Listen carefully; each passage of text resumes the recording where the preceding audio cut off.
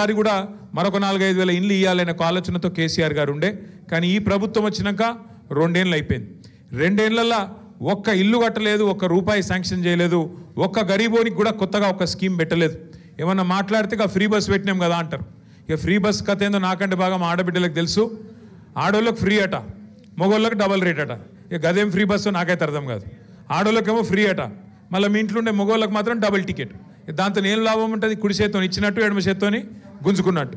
కాబట్టి అది తప్ప చేసిందేం లేదు. కొత్త కథ చెప్తున్నారు. జూబ్లీహిల్స్లో కాంగ్రెస్ గెలిస్తేనే డెవలప్మెంట్ అవుతుంది అని మాట్లాడుతారు.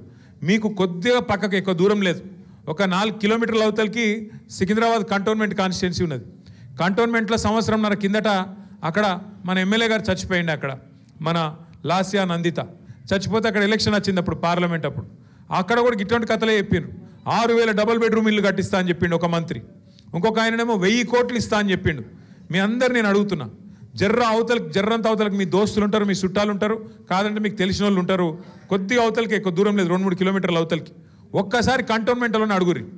గెలిచి డబ్బల ఓట్లు పడ్డాక ఈ రోజు వరకు రూపాయి శాంక్షన్ అయిందా ఒక్కసారి అక్కడ ఉన్న వాళ్ళని అడగండి. దాన్ని బట్టే మీకు మొత్తం ముచ్చట అర్థమైపోతుంది.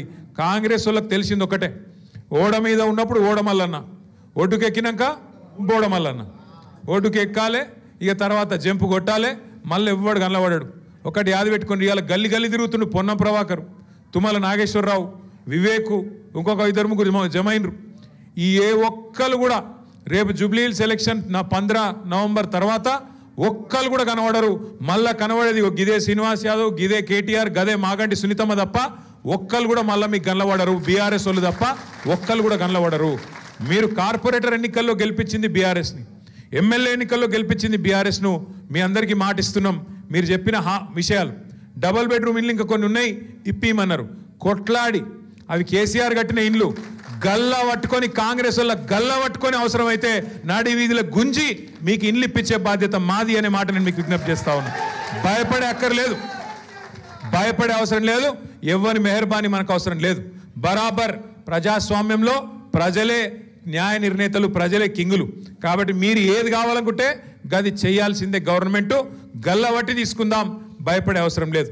రెండో మాట మీకు నేను చేసే విజ్ఞప్తి, మీరు అడిగినారు, పల్లా గారు చెప్పినారు, గురుకులాల్లో సీట్లు, అట్లాగే మనకు రాజకీయంగా ప్రాతినిధ్యం, ఇవన్నీ కూడా చెప్పినారు. తమ్ముడు వెంకటేష్ గారు కార్పొరేటర్గా ఉన్నారు, ఇంకొంతమంది కార్పొరేటర్లు కావాలని చెప్పి రాజలక్ష్మి గారు కూడా చెప్పినారు. అట్లాగే ఐలమల్లు గారు చెప్పినారు.